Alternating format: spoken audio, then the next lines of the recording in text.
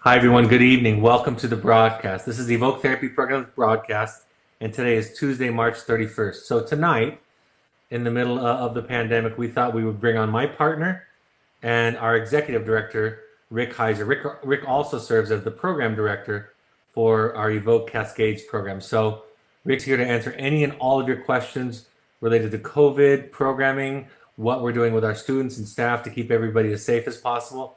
I, of course, will be here to answer any clinical questions you have. So it looks like no questions have come in, Rick. Maybe you can start off with some general thoughts about as you've been managing our response to COVID, kind of the evolution of where we started and kind of the big picture about where we're at right now. Yeah. Well, thank you, Brad. And again, I'm Rick Heiser, the executive director and one of the owners. And good evening. Welcome, everybody. And just Brad and I thought it would be a good opportunity for me to come on and answer any questions that you might have. And I know Brad has been doing a great job at informing you all of the things that we've already been doing. Starting at the very beginning of March, we started to implement changes, and a lot of what we were doing were already addressing some of those concerns as far as on the medical side of hygiene and keeping both the participants and the employees healthy. One example of that is that if you have a fever, you're not allowed to come to work as an employee. So that is something that's very common that we're seeing across the country now, as far as the fever being taken, if you have a fever not coming to work. And that's something that we were already doing, along with a lot of the hygiene type things. And so one of the first notice, and we have, if you don't know this already on our website, have running updates that pretty much weekly I will put another update on there of things, additional measures, additional information, and a lot of resources like this webinar, podcasts, blogs, things like that are all on that webpage on our website. And since the beginning of March, sometimes a couple times a week, sometimes just once a week, you'll see updates on there. Everything from protocols that we're taking around hygiene, some about screening, some about just the admission process, having more strict screening process around that, and even changing some of the things in the field, like that's not on the website, is like shelters, where we used to sleep as a group almost every night, which was a great camaraderie and come together. And sometimes the staff would read a book to the student. Well, almost every night they would be doing something like that with the students. It was a great opportunity to kind of come together. And now we're having everybody separate, still in the same camp all together, but we're all having everybody have their own shelter 10, 15 feet apart. So there's things ranging from program changes in the field to the process that we're taking with our staff as well. So I can elaborate more on some of those things, or I don't know if anybody has any questions. We don't have any questions yet. I think we're open and accepting admits right now. Maybe you could talk about some of the differences with the screening. What are you doing on a case-by-case basis to make sure that we're reducing the risk of bringing COVID into the field? Absolutely, because I'm assuming a lot of folks on here are current parents, and that has been a question that I've talked to several of you about, of like, what about the risk of bringing it in? My kid's been there for a month. We know it's not there. What are the measures being taken? So we are doing as much as we can on the front end before a client even comes to us, that they're being practicing social distancing, staying at home, doing that for at least 14 days before they go to our program. We can't guarantee that. We believe that parents are doing their best to try to do that. And again, we don't know for certain when that's happening, and so that's why we're taking additional measures. Up till this point, we've been asking families to drive, which limits the interactions through flying, and just helps be able to control a situation in general more, as far as where you're going, when you're stopping. And we will do additional screening as far as where a client might be coming from. And if someone's coming from, for example, New York City, we're going to be a lot more specific about what they've been doing, what kind of supervision they've had, and the screening and quarantining they do when they do get to us. Right now, we've been quarantining the kids in the group, in the field. This is new that we just decided today that we'll be starting in the next weeks, is we'll be doing a quarantine group where anybody who comes in goes to this specific group for 2 weeks before they go into their individual groups. Right now, up till this point, the kids have been going in the individual groups and then just staying off away from the rest of the group for 2 weeks, just to make sure that they're not showing any signs and symptoms before they're becoming a full part of the group that way. Let me read this one, Rick. I'm getting an echo now, but I'll read it anyway. Or maybe you can read it, Rick, since I'm getting an echo. Well, the echo's gone. Yeah, it's asking about, they were supposed to come for a visit in February and it was canceled. He should be coming home soon, by the end of April, and we've had one FaceTime session. I'm having trouble assessing his readiness to come home without having more contact with him. I know you're all doing your best in a tough situation. Is there any way we could do something to increase contact, substitute for a visit? Much of the issue is our relationship. Absolutely, and that's going to be, I'm going to hand this off quickly to Brad because it's going to become a clinical issue. As far as the safety executive director position, we're not going to be doing visits anytime soon. As far as, is there potential to do more FaceTime, Zoom, video interactions? It's a possibility, and I'm going to hand that off to Brad with the assumption that it's going to be more of a case-by-case, up to the therapist kind of situation. Yeah, we've been encouraging our therapists to increase both something like a FaceTime therapy session and also therapy phone calls. So it's always this balance of making sure that we don't want to have it be such a sterile situation where only students who are operating and functioning at the highest level are having family therapy sessions. And so we want to bring you into the process where still there might be some conflict, there might be some problem solving, some difficult communication that goes on. So, and I'll reemphasize this with our therapist, as we talk about this now, I'll reemphasize this on a daily basis. Be creative about allowing for FaceTime visits. Use some of your time in the field where you would be doing therapy with the client or the student and introduce either a therapy phone call or a therapy FaceTime visit. Sometimes what that looks like is then the client or the student will have to get in the vehicle with the therapist and drive a few miles from camp with a staff member where there might be better reception to cell phone towers. So that's a little bit of a challenge. So we completely understand the frustration, and like you said, we're doing the best that we can in a difficult situation, and we want to make sure that we give you guys some more exposure and some more practice to make up for the fact that there's going to be limitations to the in-person visits due to the COVID issues and quarantining that we're doing, the social distancing that we're doing.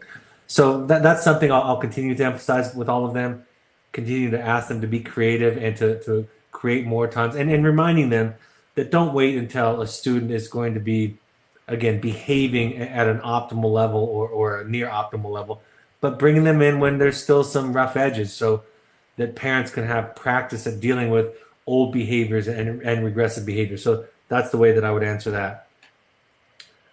Someone says parents visits are canceled. So do the kids are reassured that they're going to be picked up? I'm not sure I have the answer to that question, Rick, because each student is being communicated to by their therapist with what we think they need to know for the ending. Some of you might be familiar that we've historically operated on a no future information policy.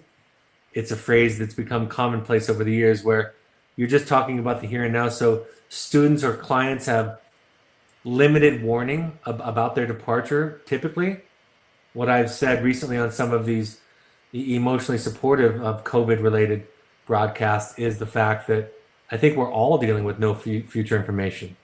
When Rick and I and our partner Matt are talking on a weekly basis about what we should do and how we should prepare for things, we say on almost every phone call, we're going to have to take it a day at a time because we don't know what the information is going to be 2 days, 3 days, a week from now. We can take an educated guess, but we don't know for sure. And so the answer to your question is it really depends on the therapist and where they're at. About half of my clients historically wouldn't find out until their departure, until maybe the day of or the day before, because we wanted to keep them present. The other half, I would actually give them that information, not because it was a privilege or easier, but actually because it presented a challenge to the client or student where they had to practice their skills to stay present. So it's still going to be managed by the therapist one-on-one, and there's still going to be some limitations for future information because that's a part of the program and the practice that we have to try to help clients and students remain present where they're at, not pack their bags early, so to speak, or sit on their trunks, as they say in the Army. Do you have anything to add? Yeah, I would just add that if the question is like, do the kids know that they will be picked up when it is time to leave? Yes, that's all the same. Yeah. With everything that Brad just said, the kids do have some information out there of what's going on. I mean, it's somewhat limited to the extent that we're exposed to it, but they know what's going on. They know that the parent visits and visits to the field aren't happening, but they would still know, okay, your departure date is planned for 2 days from now, and you will be getting picked up at the office or wherever that pickup is scheduled. So they do know. They definitely know that if and when it's time for them to go, that they will go. They don't think that they're stuck or trapped there by any means. No. A parent asked the question, are you seeing anything from aftercare providers regarding how the pandemic's affecting new enrollments? We can both comment on that a little bit. Do you want to go first? Yeah, well, I don't know how much people are aware of this, but we are an industry that shares a great deal, both in the wilderness field, but with other residential treatments as well. And so we do a lot of collaborating and sharing. And so, yes, I've been hearing a lot in talking to a lot of other programs and what they're doing. Some residential programs have closed their door. The timing was spring break, and their kids were either on their way or already at home for spring break, some of them.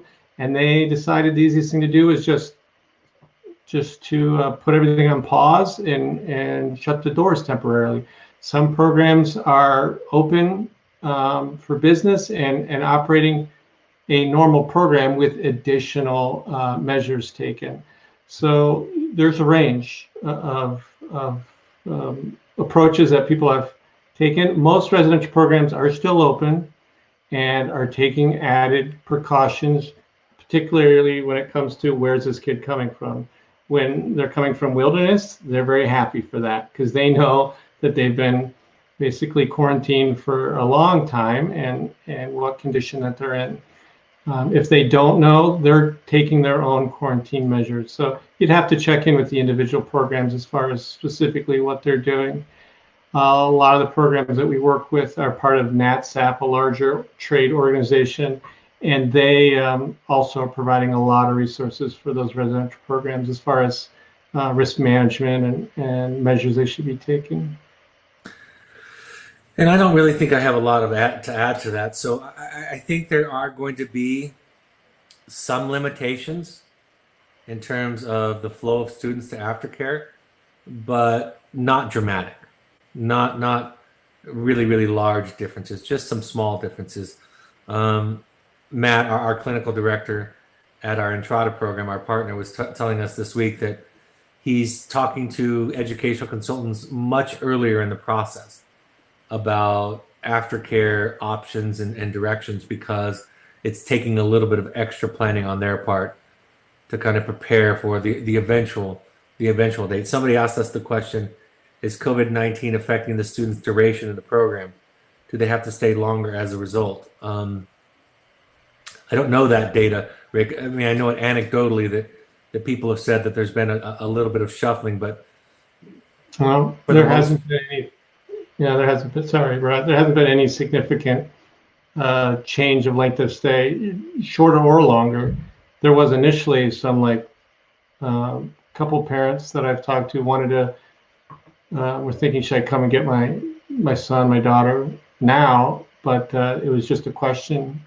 It hasn't affected length of stay in any being shorter or longer. This next question, Rick, was one I first asked you until I understood your explanation, so I'll ask it so you can explain. Somebody asked the question, not sure I understand the logic of the quarantine group. If client A is on day 11 in the quarantine group, when client B joins the group, couldn't client B infect client A? That's a great question. That's a great question. So we will limit the days that the students come in. So for example, Tuesdays, Wednesdays, maybe Thursday, but the shorter we make that, the less of this issue we have to deal with. And so if you're a parent looking to place your kid in Evoke, our admissions people say, okay, they can come, but they'll have to come next Tuesday or Wednesday. Those are the 2 days that they can come in. And so we'll take 4, 5, 6 admits on those 2 days and have them all in the same group. And then that group is closed. That group and the staff, nobody else will go into that group. It'll be the same staff for 2 weeks and the same students, clients in that group for 2 weeks. No one will be else will come into that group. Right. In fact, Rick and I first met. I don't want to take too long of a detour, but Rick and I first met in 1996, in the spring of 1996, when I was a brand new therapist and Rick was a brand new field staff. And just prior to our beginning of that program, this is the way that the program that we worked at operated all the time. They brought in clients all on 1 or 2 days a week, and they all started at the same time. The difference here is that we're going to bring in those groups all at the same time, keep the staff consistent, and then 2 weeks later, those students are going to be allowed to go into their separate groups. So, great question. Another parent says, considering the school closure, would you have some activities that you would recommend for students who would be coming back home to do at home? You know, Rick, you can think about your answer while I'm just thinking. I'm pausing just to think about it because therapeutically, if they're coming home after this, I think setting up either a schedule of meetings online or even teletherapy or FaceTime or Skype therapy could be helpful. I've been asked this question and I'm willing to do it. I'm willing to provide Zoom meetings for our alumni, students, and clients. We're now providing them for our parents. We had planned on this. I've said this several times, but we had planned on this in December before the COVID pandemic outbreak came to the United States. We were just doing it to be kind of service to families who couldn't make some of our support groups in our major cities where we have most of our alumni and clients coming from. But now we're doing it just for everybody, that everybody can attend any of these. So we're doing it for parents, and we're willing, if there is a need, to do it for clients that are coming home, if that's something that would be helpful to you all and helpful to your children. So I would say finding online resources like group meetings, AA meetings, refuge recovery meetings, contact the National Alliance on Mental Illness, NAMI.org, to see what resources for teletherapy or video therapy might be available. We're willing to provide something. In terms of therapeutic curriculum beyond that, I think that's probably best designed by a therapist that you would be working with, or even consultant if you're working with that consultant. Those are the first things that come to mind for me. I think all of the regular things that we're all being encouraged to do, which is find some safe outdoor time if that's available where you live, would be helpful. Find some time where each person can take their own space. You know, the kinds of things where you can move and exercise, all of the things that all of us are being encouraged to do would also apply to your children. But I think it's going to take some planning and some intention. The only thing I would just add on top of that, and I was going to say this tonight clinically anyway, be kind and patient to yourselves and your children, because in tight quarters like this, regression to more primitive, earlier, less kind of mature ways of cooperating and getting along with each other, that's going to come up for everybody.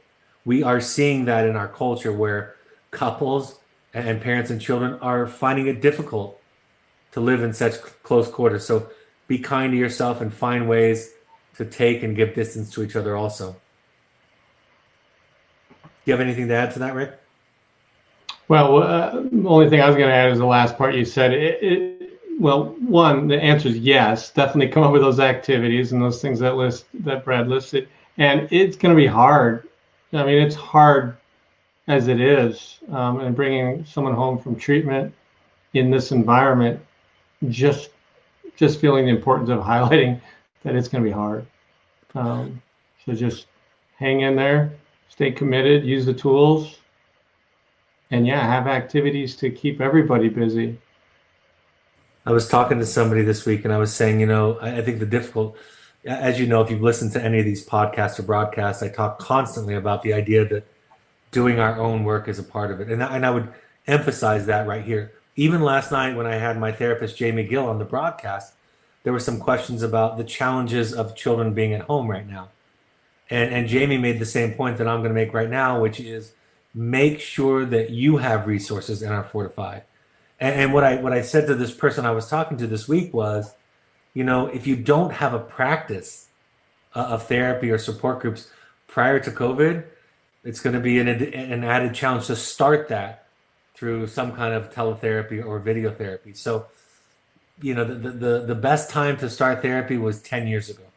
The second best time to start therapy is always today. So get involved in doing your work. Just because when you're doing your work, when you're talking to somebody, when you're unloading onto somebody, your stress, your fear, your anxiety, your frustration, you have just a little bit more capacity for your family and for the ones that you love. You come back to them with more patience. You come back to them with more ability to support them, to problem solve, to work through conflict. So make sure the emphasis is you getting fed, you doing your work in whatever ways you can. Podcasts, broadcasts.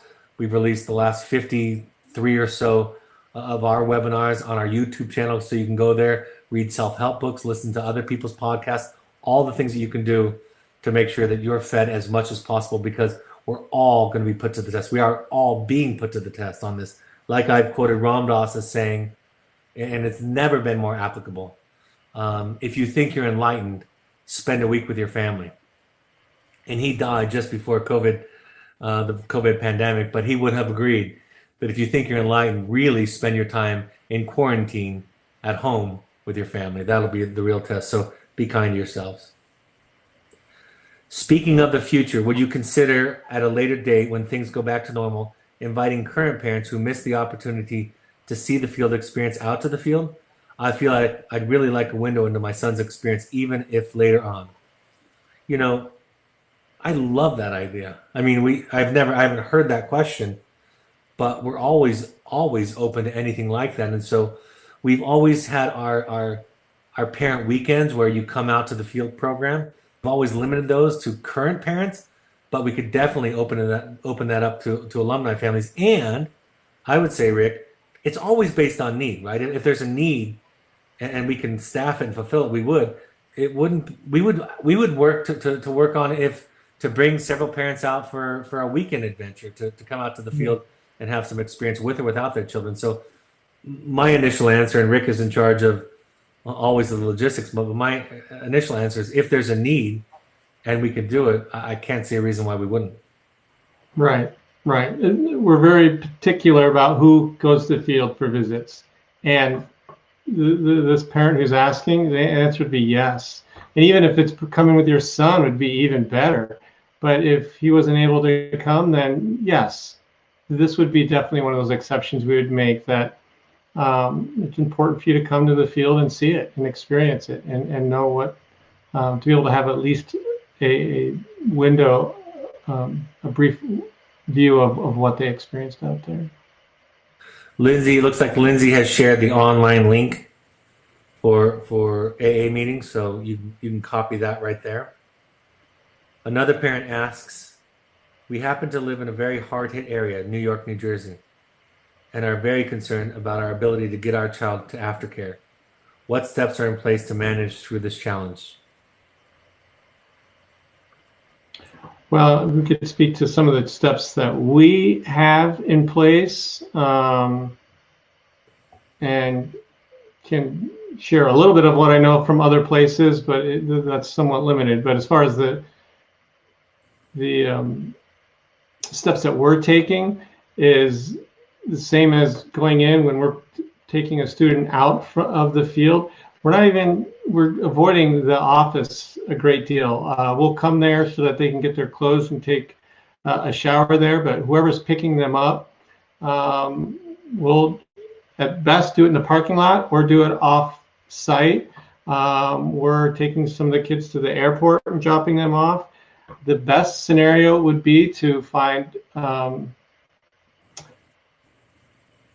to ensure that, well, I don't want to go against anybody else's potential referral, but to have someone with them traveling to their placement is what I'm getting at, would be the best scenario, to be able to have that added support in ensuring that they're taking the precautions they need to.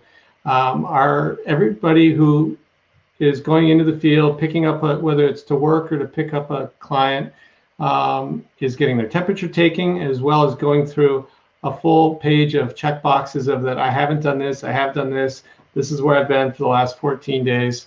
And I feel very confident that we've done all that we can to ensure that that employee has done everything they can to be healthy. They're the ones that are with them then from that point on until they come out of the field to where we would meet the people picking them up. So at that point, like I mentioned before, I know some programs will do additional screening or quarantining at their programs.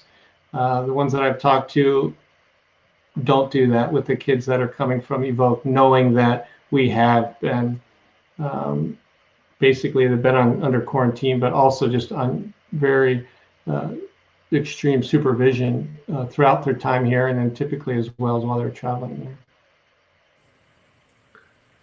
Thanks, Rick. Any thoughts, advice about kids who are coming out of these programs and now into COVID life? How to help them come into a world that isn't how they left it? You know, that's a good question. Go ahead. I was saying that's a good question. You go ahead. Yeah.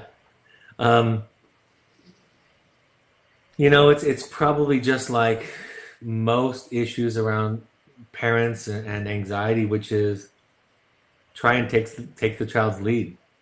I mean, I think for most of us, you know, think about, it's the same kind of instruction we get when we're thinking about a child learning about sex. And that's what I think of, is you take the child's lead and you respond to their questions, you respond to comments that they have, feelings that they have around it.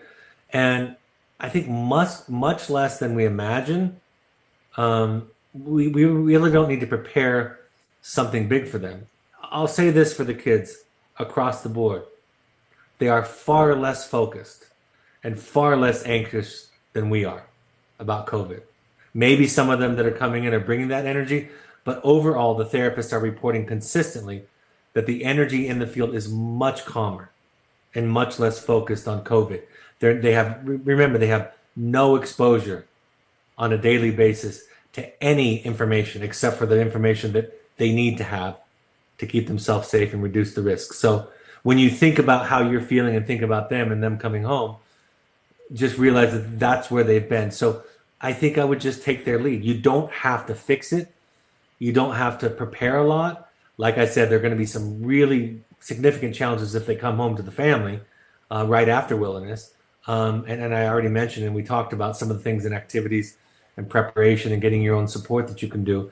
But you don't have to get it all resolved for them. And, you know, Jamie said this last night, like at the end, I think one of the parents was was in a very difficult situation and was asking a very difficult question. And Jamie said, after offering a few suggestions, she said, ultimately, you have to come to terms with the fact that You can't fix it. You know, that you've reached the end of what you can control. And I think that's one thing that COVID is doing for all of us is we're being confronted with the limitations of our control. So try to get resources, try to get support, take the child's lead, let them feel what they feel. It's okay to not have all the answers. And all of us, you and them included, are having to experience what it means to be ultimately to be out of control of all that we would love to control. I don't know if you want to add anything to that, Rick. Maybe just a little and say to you and everyone, I mean, this is what we train our staff on and with and parents as well of it, though the situation is significant, the situations can be very different, and how we deal with the pain, the hurt, the trauma is going to be very similar when it comes down to the tools in parenting and dealing with those things, and how you, Brad, and our other therapists are training our staff to do that in the field, as well as parents. It's going to look the same when it comes down to how to help that kid deal with COVID. Is those same tools as far as listening, giving them the space, holding it for them, and letting them be scared and worried and upset, just like any other situation. It's very unique and scary, and some of those tools are going to look very much the same. Lindsay's passing on. In regards to the last question, Rick didn't answer the question. We are talking about physically not being able to get to Evoke to bring him to aftercare. Will an employee bring him or her to aftercare? What if there aren't people to pick him up? Well, that was what I was starting to allude to, that there are transport companies that you could hire to do that. Some aftercare programs will pick them up. That is one thing that Evoke does historically, and even through this has not done, is to transport a client from our program to the aftercare. If you feel like that's something that you're really struggling with, talk to your therapist, and we can see what we can do to help support that. And in general, what I would say is that, yeah, there are independent travel companions, escorts, transport companies, as well as the aftercare programs themselves that can help facilitate that. Before the COVID outbreak, about somewhere around 10% of our clients were transported to the next program by professionals. So that's obviously still an option, and even much more necessary in some cases and viable. So all we would be doing, all you would be doing, is making that service more readily available in times when it wouldn't be feasible for you to travel, coming from New York and New Jersey. So it's already been in place for all the years that we've been doing this, where transport companies can take young people from one program to another. So that's already in place. It's already something we can do. And if it is out of our, sorry, Brad, if it is out of our Utah location from Entrada, we have and could have the potential to meet a program halfway. If the residential program is up in Salt Lake area, which happens to be a lot of programs up there, we do have the ability to meet that program halfway. So that's a potential resource. Yeah, if they're close enough and within state, you might not even need a professional. You might need to, there can be some programs that can cooperate like us in another. That's a good point. Somebody says, our son just arrived last Wednesday. How isolated is he? He already was lonely and felt excluded before going. He's not isolated in the sense that you're probably thinking of it. He's first 2 days, he's about 30 yards away from the group, and there's a staff checking in on with them every hour, giving them some assignments to work on. And by that second day, he's brought into the group, which at that point, he's just sitting about 10 feet away from the nearest other participant. So they're not isolated in the sense of being far away from the group. Being outdoors, it's easy to have someone 6-10 feet away and still be a part of the group. So they're practicing social distancing. We're quarantining them in a lot of ways, but they're still part of a group process and interacting with members of the group that way.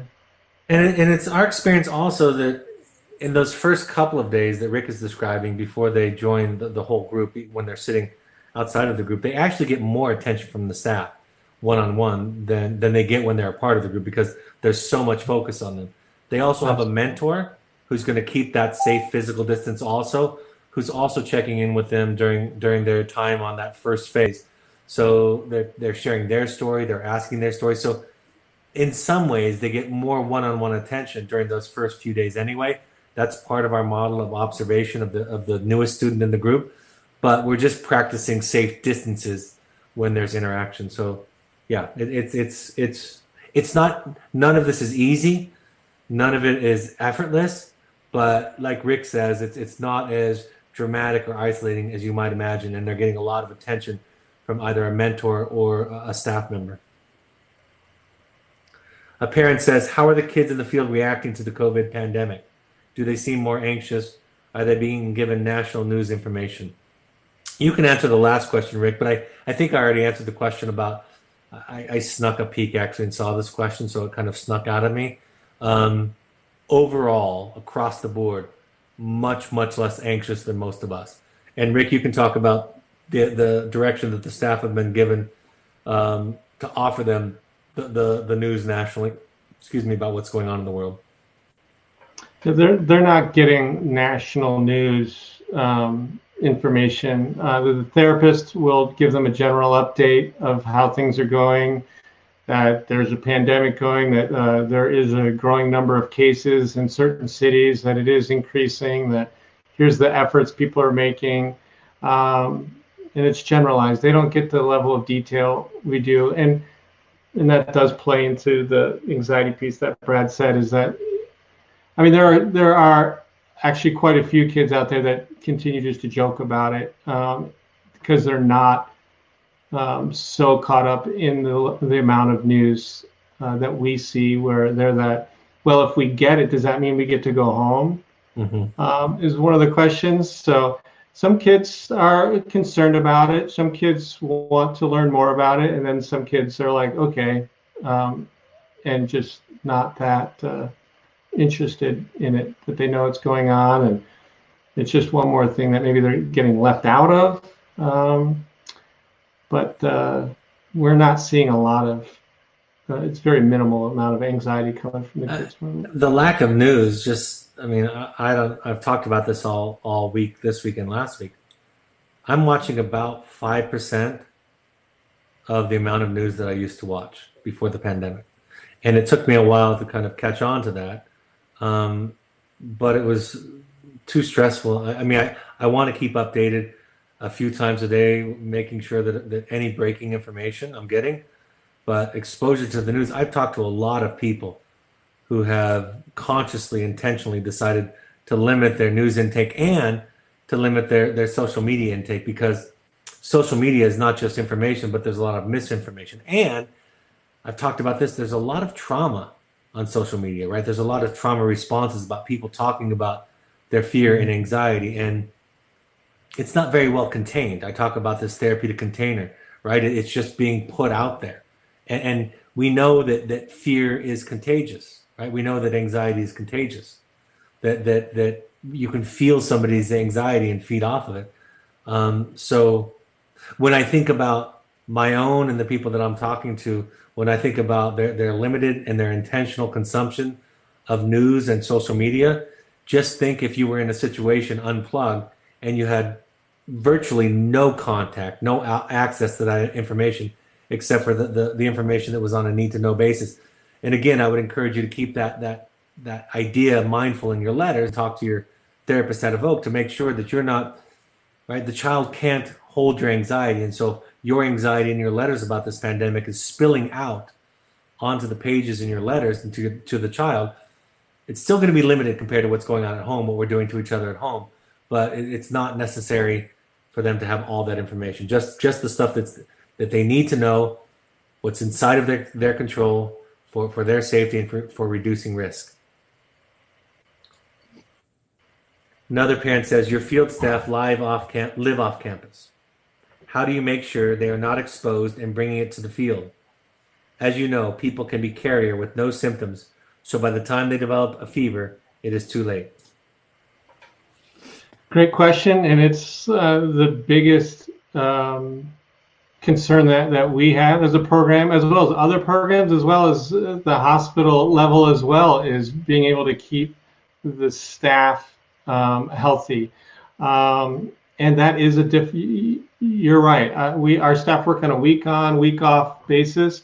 Some families, parents have said, well, Rick, why don't you just have them stay out there? Our staff need a break. They couldn't stay out there indefinitely.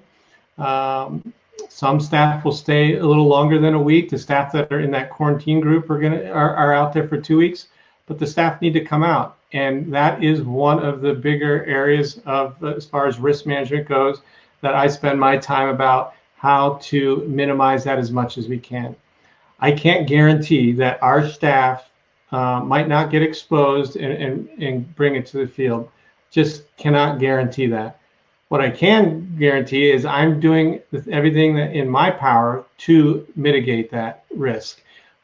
So one of the things I mentioned already is we have a document that the staff, as well as therapists or anybody who's going to the field, signs that has a check sheet of about 10 different things that talks about that I have not traveled anywhere, that I have not interacted with anybody that is sick, that I have not had any signs and symptoms in the last 14 days, that I've been socially isolating myself at home and have not gone out anywhere. If I have gone out, where did you go?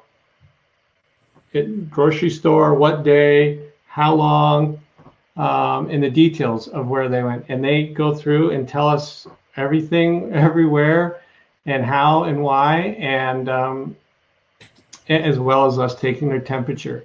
We had someone with a snuffly nose that we wouldn't send to the field. Someone that we're pretty confident that she was healthy, but it kept reading 99 degrees. Sorry, we didn't let her go to the field.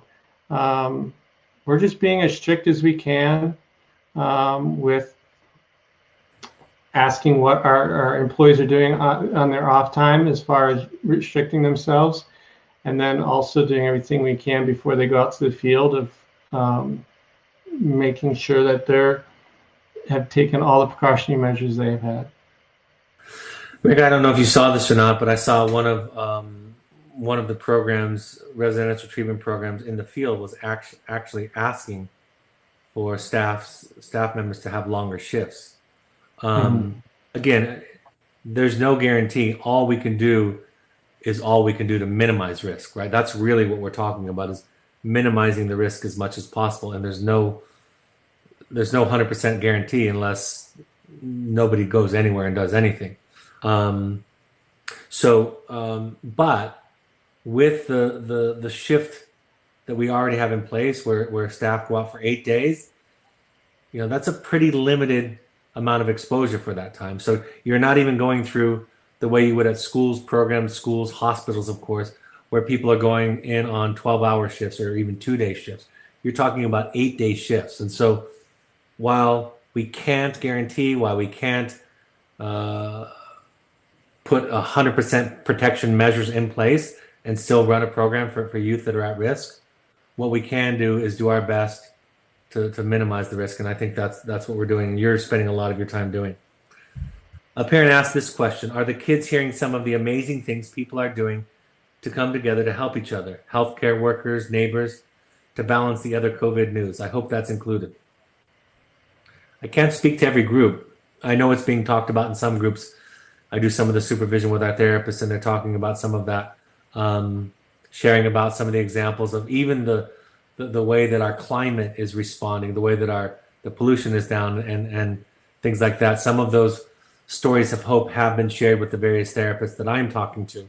So I don't know of that in every group, but I think you're right that it's part of what is helping all of us, I think, heal and find some peace, is that we're finding these other messages about heroes. We're finding these other messages and feelings of gratitude and service out there. So I don't know, and you're welcome. We invite you to share those stories in your letters, because that's part of the spiritual part of this thing that we're all going through, is to balance out some of the fear and some of the the sadness and the grief that we're all feeling with some of the amazing lessons and things that are happening in the world that are good.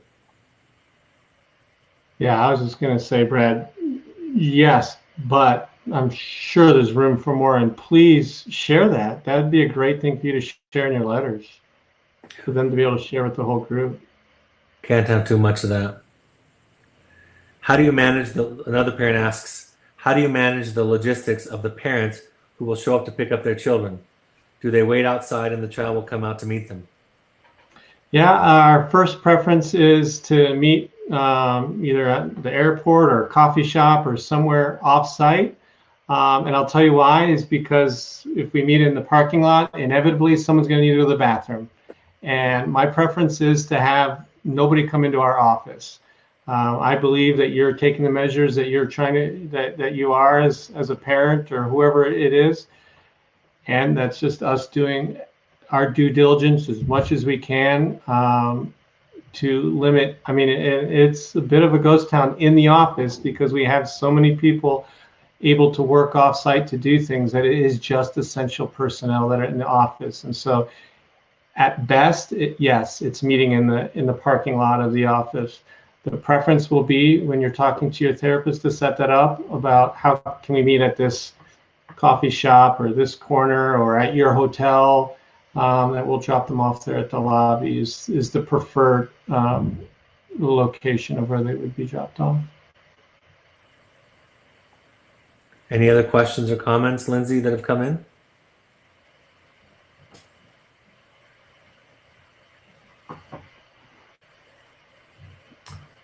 Lindsay's passing on this one. This is more of a general question, but I have read a few articles that mention that what a lot of people are feeling is related to grief.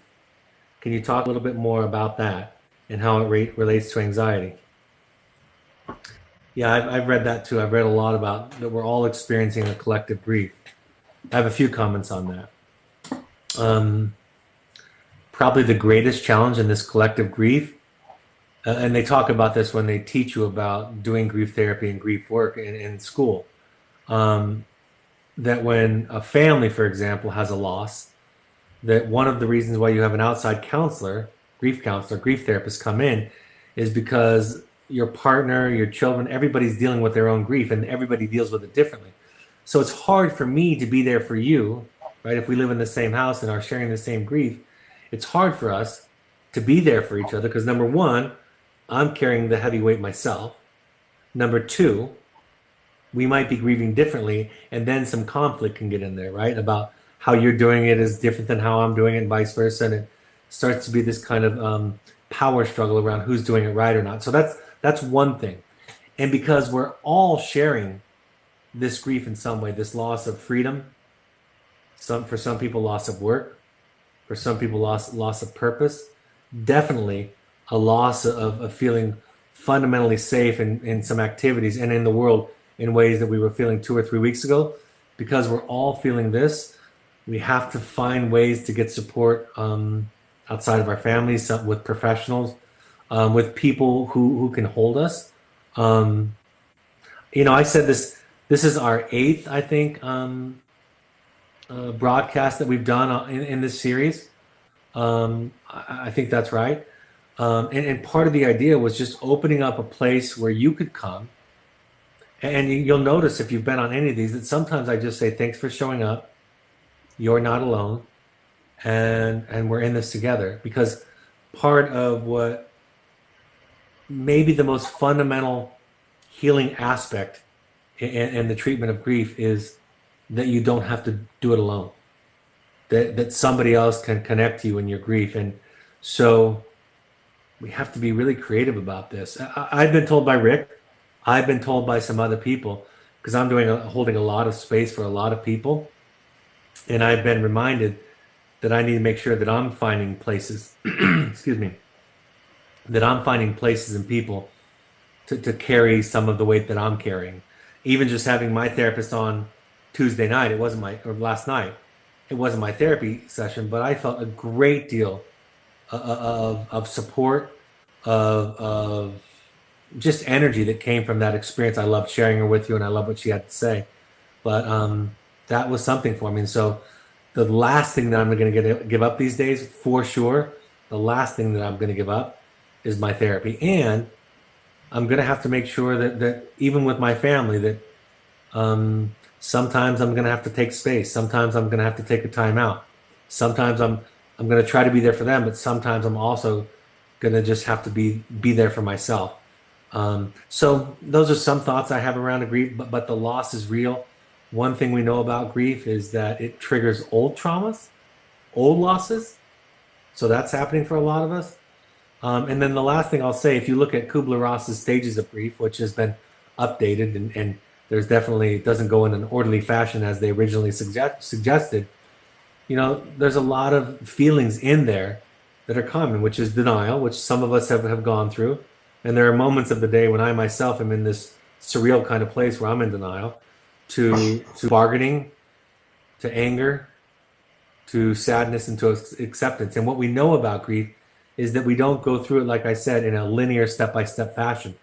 We can kind of go back and forth and around it. So just making sure that you give yourself space, and that you, if you can, find somebody else, a support group, an online support group, a therapist, any of these broadcasts, live or recorded, that you can find some place where you don't feel so alone in what you're feeling. And then that, I had somebody say to me one time in therapy, when I talk to you, you don't take away my pain, but you take away the feeling or the thought that I have that I might be crazy.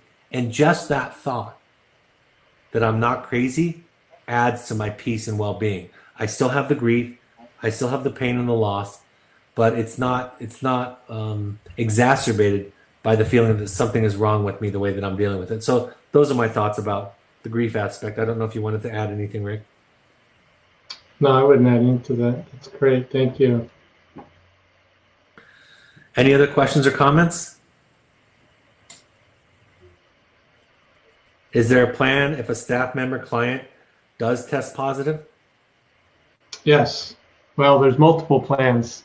And one is, or the first two or three are ones that have always been in place. Part of our risk management plan is that if it's a staff who shows any one symptom of anything, they're immediately pulled from the field. And what that looks like is they're given a mask to wear and brought in from the field, and then they have to self-quarantine for 14 days until 14 days since the last time they showed a symptom. And then the truck is sanitized after that staff is brought in. If it is a client, they're put on a space away from the group. So similar to the way I was talking, they're not isolated per se, but they're take some extra distance. They're about 20 to 30 yards away from the group. So they're still there, but off to the side and monitored. And that's our normal approach when we are dealing with someone with flu-like symptoms or something that could be contagious. Since then, we've adapted that to where that they're monitored, and we check in with our medical coordinator, and typically that student would likely be put on what we call walkabouts, so that they're totally separate from the group with the staff. And so then we would have two staff committed to that one student to observe. And if it's just a fever or a cough, we're observing until it was to a point where the medical coordinator would say, okay, they need to come in and see a doctor. At that point, it'd be done the same way I talked about the staff. And if they came in, if they tested positive, then we would self-quarantine them outside, like in a hotel room is probably what it would look like, until we were able to work with the family to find a placement or a way for them to get home. To clarify, Rick, I just want to say, if our medical staff suspect that it's COVID, they'll be extracted from the field and tested. Not immediately, but if there are symptoms that persist that are concerning, then they will have to do that. Right now, a lot of the kids, most people of the clients our age, if they have a fever, they are just sent home. the hospitals aren't testing them. We're getting there, and this is why this is evolving. By next week, that policy, that procedure will probably change. But right now, in both of our locations, as well as most places, there has to be some medical concern to be able to get tested. So if there's just a fever, but they're doing okay, we would keep them in the field until the medical coordinator says, no, they need to come out. And just to be clear, and this is what Brad is also saying, we pull our kids out when I say a concern enough to have them pulled, that's not a very high bar to reach for a kid to be pulled to go to see a doctor. That's a very low bar. It's something that we just don't mess around with. Kids will come out with a tummy ache, and 99 out of 100 times it's constipation, but that's not our call. We'll pull them, we'll bring them to the doctor, get checked out. And so, and again, that's what it is today. Tomorrow, 2 weeks from now, when testing is a lot more accessible, several of our procedures will probably look different. A parent asks, how often do the kids take a shower, wash their hands, etc.? They're required to shower at least twice a week, which might seem like not a lot to some, but out there it is a lot. And if they're not doing it, it turns into a clinical issue where the therapists, the staff, everybody's getting involved and really giving that a lot of attention. What that looks like out there is everything from, looks like a giant Ziploc bag with a hose connected to it. It's called a sun shower. And they'll heat up their cooking pots on the fire stove with warm water, and then fill up that bag, and given a designated spot, we'll set up a tarp so they have that warm water and soap and shampoo, and then they'll go off and take their shower. And they have laundry that comes out once a week where we're doing their laundry, and in that laundry bag has multiple articles of clothing for them to change out. So there's enough underwear and socks and an extra pair of pants and fleece and things in that laundry bag that they change out every week, so they have enough laundry for the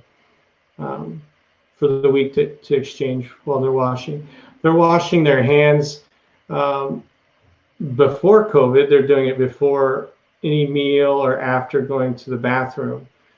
So at least 4 or 5 times a day. Now they're doing it a lot more. The directive to the staff is any opportunity you have to do hand wash, do it. So whenever they're done with the camp, whenever they're done with the hike and get into camp, they're doing a hand wash before all the meals, and any other downtime before and after. Anytime that they're separated doing their assignments, working on letters, anytime where there's off to a little bit of space, after that's a great time to do your hand wash, because you don't know how much of this or what was going on. So let's do another hand wash, and doing it as often as we can. Yeah, I think when I say this and this, I'm wiping my nose, and for those who can't see, and yeah. So before COVID, our clients and students were washing their hands more than they ever were before. And now they're definitely washing it much more than they ever have before, and quite a bit. So that's something, and it's actually a literal thing that you're accountable for, that you have to call attention to the staff that you're doing it and be accountable to a staff member that you're washing your hands. So that's, like Rick said, some of the things that we're doing were either in place at a basic level, and many of those have been increased because of COVID, like hand washing. So it's happening quite a bit out there. To elaborate on what you're saying, the level system that we have, right? Earth, fire, water, that air that maybe some of you are familiar with, but the clients are able to kind of move up on these levels. Earth phase is 2 days, and then fire phase is the second phase. And one of the things that they have to get checked off daily during fire phase is personal hygiene, which included in brushing their teeth and other things is getting it checked off that they're washing their hands. Thanks, Rick. Thanks for joining us. And of course, thank you for all you're doing every day to make sure to reduce the risk and help the kids and the staff to be as safe as possible. I know I've expressed that appreciation. Somebody adds to you. Thank you for the risks you and all of your staff are taking for our kids and our families. So thanks, Rick, and thanks for joining us to give us some of that updated information tonight. You bet. Thank you. Thank you all. Thanks, everybody. And thanks for saying about the staff. They'll pass that on. They'll appreciate that. Thanks for joining us this evening. We'll have an announcement for our next broadcast coming up. As always, I hope this is a helpful point of contact, especially during COVID. I hope it can offer you some peace and some security in such uncertain times. So have a great evening. Take care, and I'll talk to you next time. Bye-bye. Thanks. Bye-bye.